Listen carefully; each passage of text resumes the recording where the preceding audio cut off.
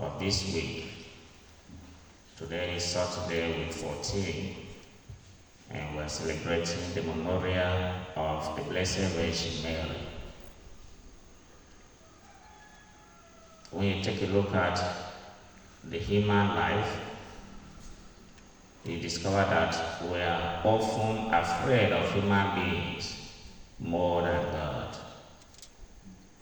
Often you see people doing something bad, and when they see an elder or when they see a priest,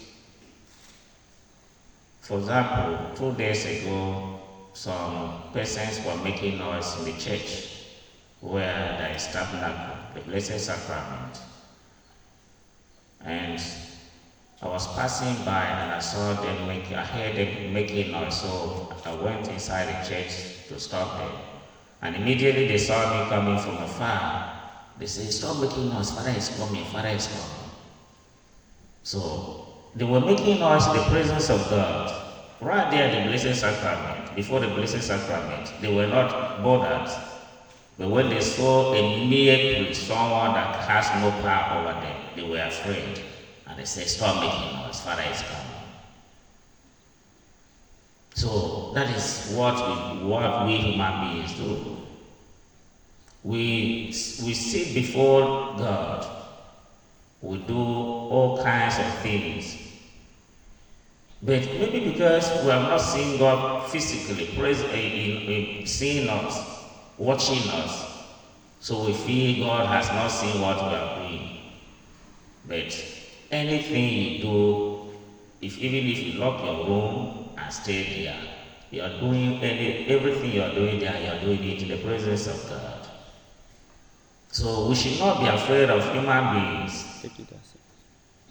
In fact, even God, we are not supposed to be afraid of him. We are supposed to respect him.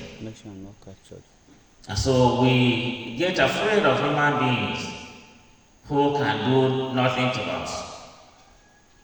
Even our physical body, they cannot harm us without the knowledge of God.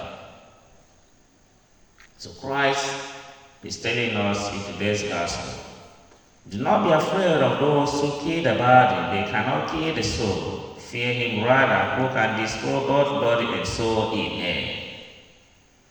So this gospel invites us to reflect on discipleship, which is rooted in courage, faith, and trust in God's providence. Jesus always prepares his disciples for the challenges ahead of their mission as his followers. At the same time, reminding them, and perhaps each and every one of us here, that our allegiance is to God alone. We should pay our allegiance to God alone and not human beings. Our primary fear should be respect for God's sovereignty, thereby recognizing that he is the ultimate judge and protector. The power of God goes beyond this present life and reaches into eternity.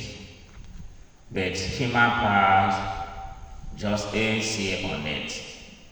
The power of God goes beyond the life here. Jesus also reminds us that every human being is valuable in God's eyes. Therefore, we should live authentically and boldly, knowing that God's justice and truth shall surely be manifested.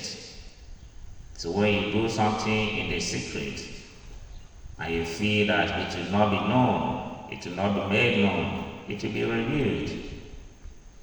So we should always make sure that what we are doing is the right thing, so that even when it is revealed, we may not be discouraged, we may not be embarrassed,